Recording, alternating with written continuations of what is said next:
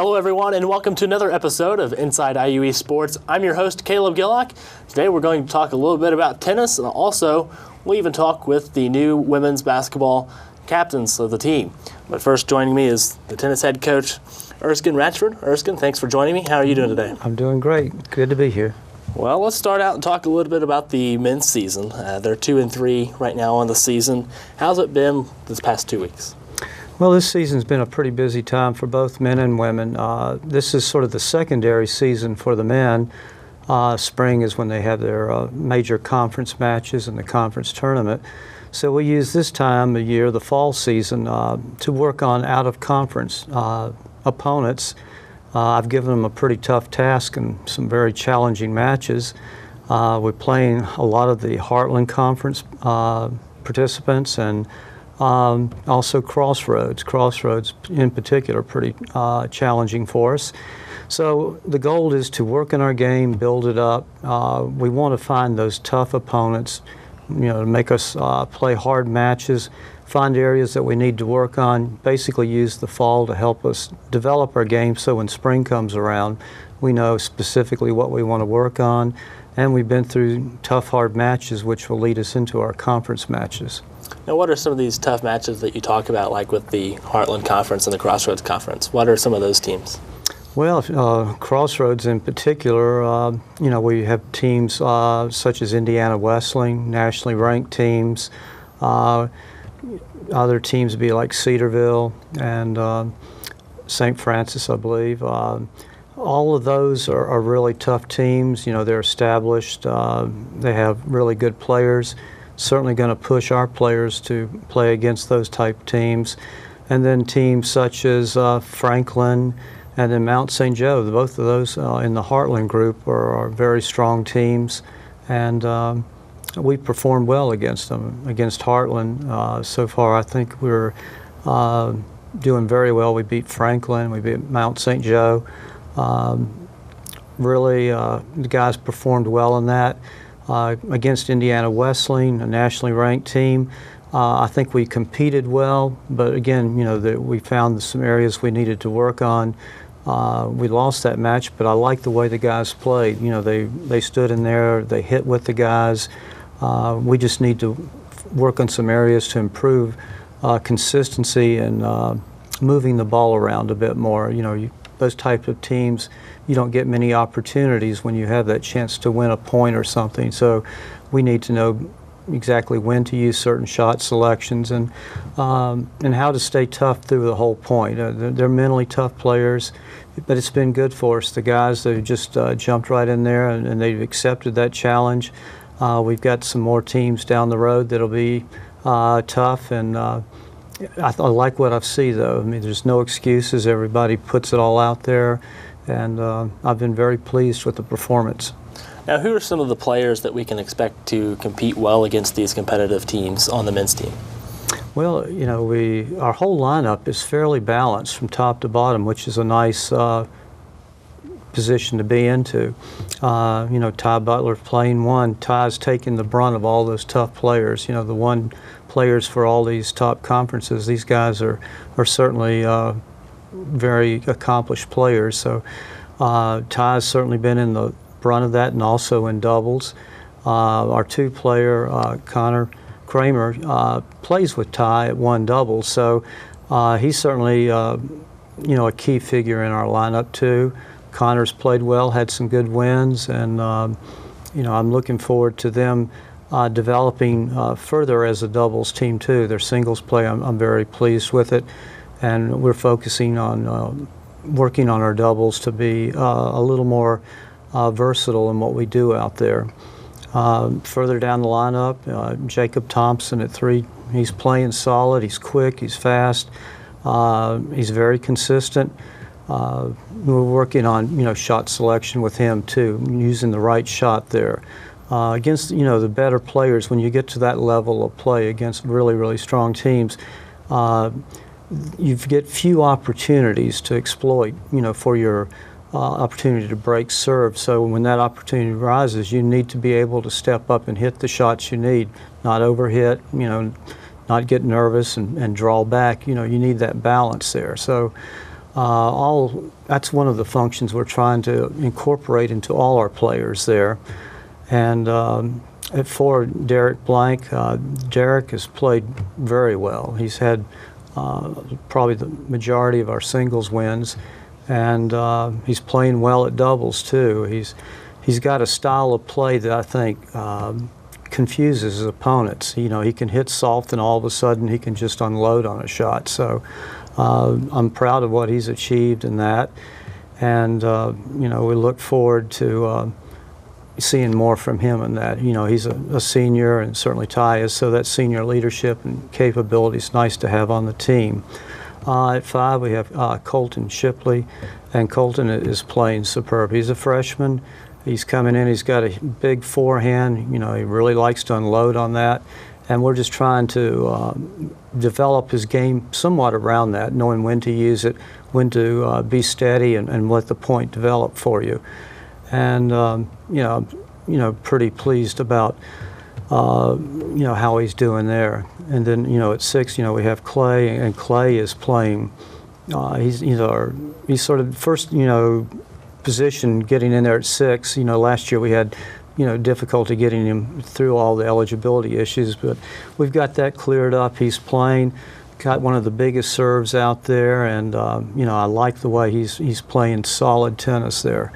And we're pretty deep in the lineup too, so you know, if we need to, we can draw upon a lot of other good players. So the men, I think, are in a good position. We're going to, you know, work on again, building our game, and then when spring comes around, I'm expecting good things from this team. This team, I think, has real potential. All right, now taking a look at the women's team, from what I heard, I don't really know a whole lot about tennis, I'll be honest with you about that. But from what I heard, you're a few players short, so you start out automatically down 3. Explain to the viewers that might not know about that what exactly that is. Well, you know, to win a match, you need to win the best 5 out of 9 matches. There's 6 singles, 3 doubles, and that makes up a match.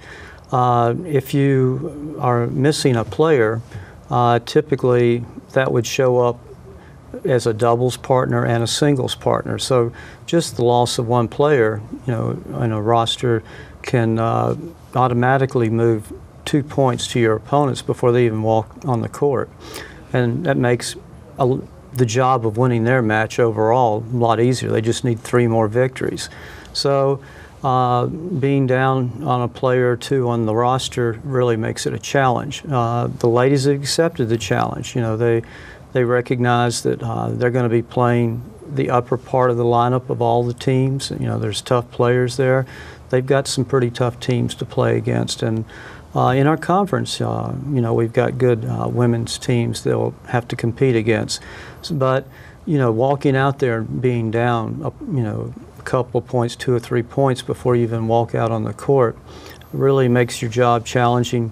Every match becomes a must-win situation. What are some of the matches that you're looking forward to for both teams throughout the rest of the season? Well, we have our Southeast will be coming up in the future. We're looking forward, you know, to them. They're a very competitive team. Asbury will be a challenge. They've always got a good, strong team. We played Brescia earlier in the season, and they're very strong. You know, I think the possible conference winner will probably be between Brescia and maybe Southeast. We played against a team like in Brescia that had a lot of international players, and these players are tough. You know, I think their #1 player for Brescia will probably be Conference Player of the Year. She's from South Africa. Looks like she grew up and started playing tennis from age 2. I mean, she's just got that natural ability, and she's quite a formidable opponent. So we waded into a match like that, and that was tough, our initial match there. But, you know, we've learned from that.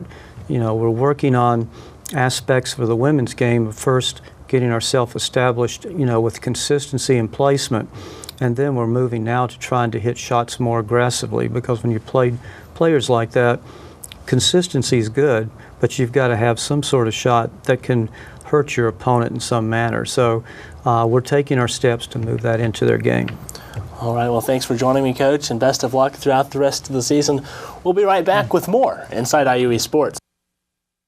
This is where a busy mom can work toward a bachelor's degree from a top national university during softball practice. It's where a service member can continue his college studies from anywhere in the world, and where you'll benefit from one of the country's most effectively delivered online programs. Woohoo! So, if you've ever wondered if a college education is really worth it, this is where you'll see that it is. This is Indiana University East Online.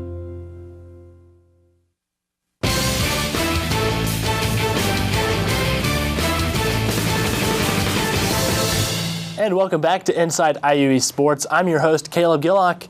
Most recently, IU East Assistant Athletic Director and Sports Information Director Kyle Wright had a chance to sit down and talk with the newly named women's basketball captains. Let's take a look at Kyle's report. I'm joined by the first captains of the first Indiana University East women's basketball NAIA team. From left, Bailey Dryman, Mackenzie Bowles, Kerrigan Niehoff. Ladies, thanks for joining us. What we'll do first, you're the first women's basketball players to appear on the TV show. So I'll ask you we'll start with Bailey and go down the line. Introduce yourselves, tell our fans where you're from, what school you went to, maybe what your major is, and why you chose to come to IU East. So Bailey, we'll start with you. I'm Bailey Dryman. I am from Vincennes, Indiana. I graduated from Revay High School. My major right now is undecided. What was the last one? And why you chose IU East? I thought it was really cool that we'd be able to be a part of something like so new and so fresh, and just like all the experience, like coming from my school to come here, it's just awesome to be a part of it. And Mackenzie, you're next. Okay, my name is Mackenzie Bowles. I'm from LaPel High School, LaPel, Indiana. My major is biochemistry. I chose IU East because of the basketball. I thought it was really neat too. And because of my major, I want to eventually enter the medical field, and IU provides a good avenue for that. And finally, Kerrigan. My name is Kerrigan Niehoff. I'm from Rushville, Indiana. Graduated from Rushville. And my major is undecided right now, but I'm kind of thinking education. And I chose IU East because I love the small town feel, how everybody knows everybody and is welcoming, and also being the first inaugural team. It's awesome. And you all are the first inaugural captains. I want to talk about the captain selection process a little bit. It was unlike anything I'd ever seen or heard of for a captain selection process. It was actually like applying for a job. Coach Selhorst had you do resumes, cover letters. You had to go through an actual interview, which I got to sit in on, maybe even some other things. What do you each feel like you learned from that process? Bailey, we'll start with you. What did you feel like you got to learn from that process? I've never done a resume or a cover letter, so I was really kind of freaking out about it whenever I heard we had to do it. So that definitely helped prepare me, because I'm going to have to do those in the future to get jobs and stuff like that. So that definitely will help me in the future when that comes. And then the interview, not really good with talking to people. I even got told that after the interview, so there was that. But I just tried to, just keep calm, get through it, and I just wanted everyone around me to know that I wanted this, and I think it'll definitely help me. Mackenzie, what do you feel like you learned during that process? Yeah, basically the same thing. I had never done an interview, a resume, a cover letter, or anything. So at first I was really nervous about it, but it was a good experience, and it kind of makes you realize you're gonna have to be able to think on the spot and answer questions just like that, and it was helpful. And the same question to you, Kerrigan. Kind of the same thing about the resume and the interview. Never went through those things before, but they'll definitely help me job interviews and stuff, and knowing what I did wrong here will help me in the future. So. And on my questions list, I was going to ask you the most nerve-wracking part of the process. It sounds like darn near the whole thing, but any one or two things that was particularly new or particularly nerve-wracking for each of you? Coming in and talking to people that were new. I'm not used to that. I'm used to, if I'm going to talk to someone, I already know them. I'm not good with new things, but that was definitely good to get me outside my comfort zone. That's what you're going to have to do. Yeah, I was mostly nervous about what kind of questions I was going to be asked, because I was trying to think of my answers beforehand, and so I was really nervous that I would just freeze up and not answer the question at all, but it was a good thing. Yeah, kind of the same thing, not knowing what they're asking you and knowing that you're going to be judged on what you answer right on the spot, so that kind of was nerve-wracking. And I was lucky enough to be on the search committee, so I can tell you each did fine, and all the candidates did, actually.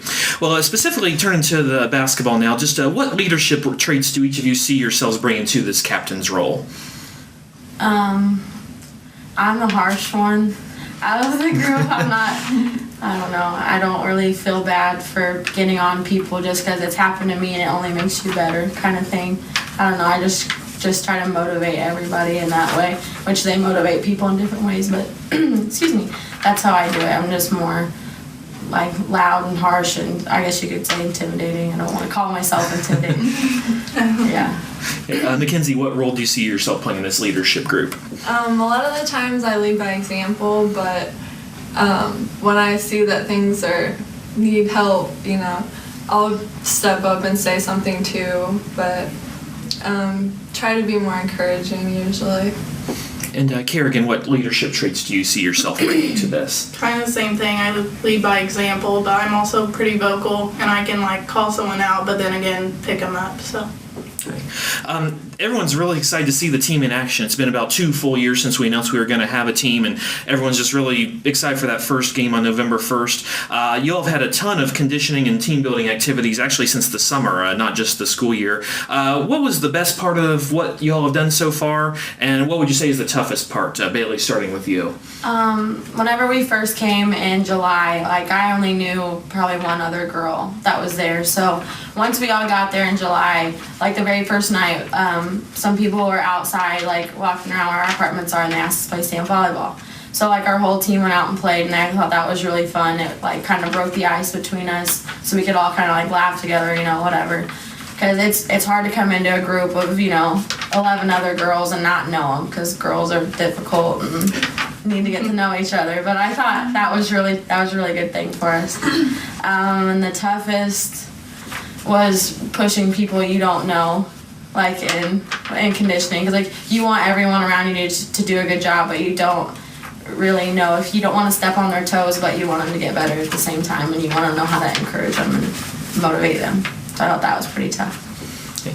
Mackenzie, your favorite and toughest parts so far through this experience? My favorite part was getting to know everyone as well. I thought it was interesting to learn little things during the team building exercises that a lot of them I never would have guessed, and it kind of helps you know how to talk to someone on the court and off the court. Probably the toughest part is when we don't go our hardest the first time, and then we have to keep repeating the drills over and over until we get it. And then by the end of it, it's hard to make it seem like you're going your hardest, because you may be going your hardest, but you're so tired by that time that it's oh my Lanta. And Kerrigan. My favorite was watching the team grow. At first we didn't know each other. It was kind of awkward, but then now we're fun and I don't know. It's just watching us grow. And the worst part for me was getting in the process of waking up in the morning and working out, 'cause I've never had that before. So. Okay. And we'll finally let you talk a little basketball. November 1st, the first game at Taylor University. I know it's hard to tell because it's a brand new team, a brand new schedule, just a brand new everything. But from what you do know, just what type of team should we expect to see once that first game happens on November 1st? A tough one, I'll put it that way. It's just, we're so new and everything's so fresh. We just want to come out immediately and make a name for ourselves, pretty much. We just want to go. Everything, we want to please the crowd, and we want to please our teammates and our coach, so we don't have to run after it. But yeah. Okay. Mackenzie, just what type of team do you think our fans are going to see come November 1st? I think we have a lot of potential. We're going to be running the ball a lot. We have some really athletic girls, so I think we'll all be able to play different positions and be versatile. And Kerrigan. Like she said, we have different parts of the team that work good together, and we're starting to see that. So we'll push the ball, and I know there'll be jitters, but I think we'll come out and work our hardest and try to make a name for ourselves. All right, so Bailey, Mackenzie, Kerrigan, the first captains of the first IU East NAIA women's basketball team. Thanks for joining us. You're not done. We've got one more segment with you when we come back on Inside IU East Sports. Thank you, Kyle, for another great report. We'll be right back with more Inside IUE Sports. Dylan Newman had a terrible dislocated shoulder after a bad dirt bike accident. The long-term solution, surgery and intense rehab. I trusted Reed Orthopedics because they had already fixed my ankle. And within 4 months of my surgery, Dr. Miller and my Reed therapist, April, helped me to regain my motion and most of my strength. Thanks to Reed Ortho, I can get back to what I love. It's all about trust. Right, Dr. Miller?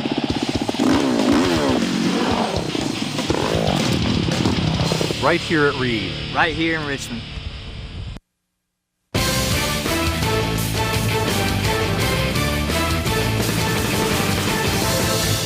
And welcome back to Inside IUE Sports. It is time for Wolf Smack. We'll go back over to the athletic suite with Kyle. All right, thank you, Caleb. Joined again by the first captains of the first IU East women's basketball NAIA team. From Wright, Kerrigan Niehoff, Mackenzie Bowles, and Bailey Dryman. We're going to play our weekly game of Wolf Smack, our game of competitive banter, where the way this works, I'll ask each of our captains a question. They'll answer that question to the best of their ability, and then whoever has what I judge as the best answer will get 30 seconds of face time to promote whatever they wish to promote. We made Bailey answer all the questions first in our last segment, so Kerrigan, you get to go first answering this one. Our question for Wolf Smack this week, what is the most memorable community service event you've ever taken part in, and why was it so memorable? At Rushville, my high school, we did a Little Lady Lions camp where grades from 3 to 9 came in and did a camp with all the high school girls, and we just bonded with them, helped them with basketball, and did some fun activities, and they just all looked up to us, and then we would see them out in public, and they would just come and love on us and come to all our games and cheer us on, so that was really memorable. Okay. Mackenzie, your most memorable community service event and the story behind that.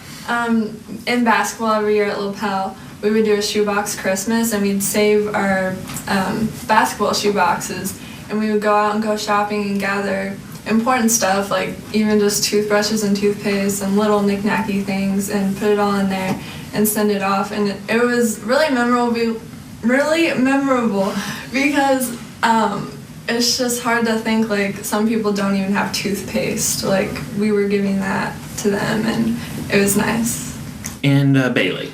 At Revay High School, if you're part of National Honor Society, during Christmas, we went to a nursing home around town, and we would go and we would sing carols, and we would play bingo, play card games. We'd have presents and like candy, and it's just really nice to go and like visit people, because some of their families, like, they might not be around anymore, and you can just like tell by like the looks on their face that they're happy to see people coming around, and like they're all smiles, and it's just a really good feeling that you can do that for someone else.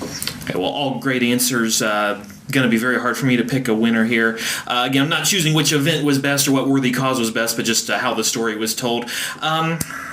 After deliberation, Bailey, I'm going to go with you. The reason why we have a similar activity already here at IUE, so you kind of match some things we're already doing. So, Bailey, 30 seconds, the floor is yours. Wait, right now? Yes. All right, well, November 1st, we played Taylor University at Taylor, and we want everyone to come out and support our brand new team. That would mean so much to all of us, the whole team, not just us and the coaches. Just want everybody to come out, be loud, and come out and support. All right, well, thanks to all of you for taking part in this week's game of Wolf Smack, and we'll be right back on Inside IUE Sports. Thank you, Kyle. Stay tuned. We'll be right back with more Inside IUE Sports.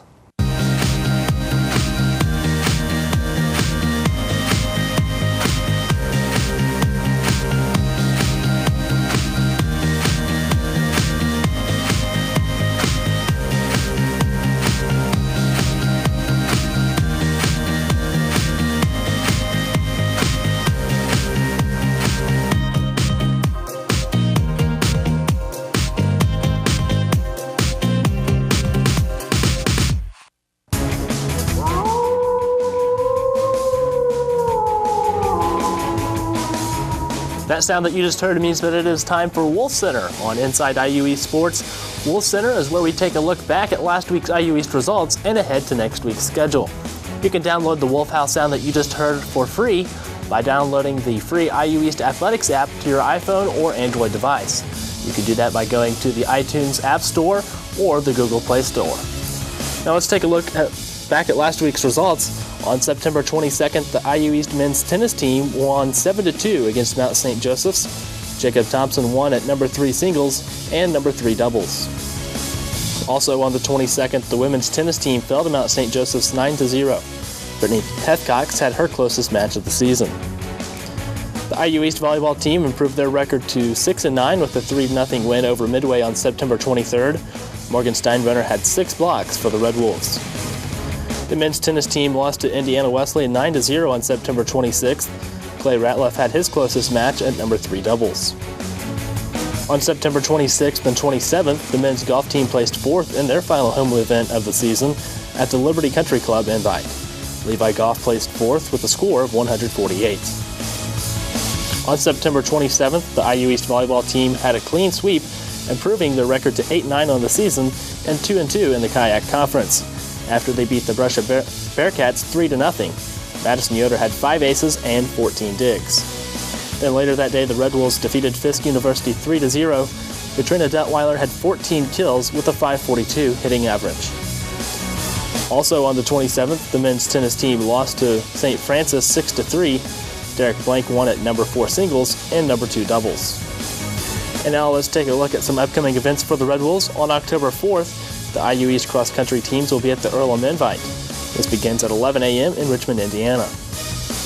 On October 5th, the men's tennis team will be at home at Glenn Miller Park against Miami Hamilton. This match begins at 1 p.m. The men's tennis team will also be home against Hanover on October 6th at 4 p.m. This is the first meeting ever against Hanover.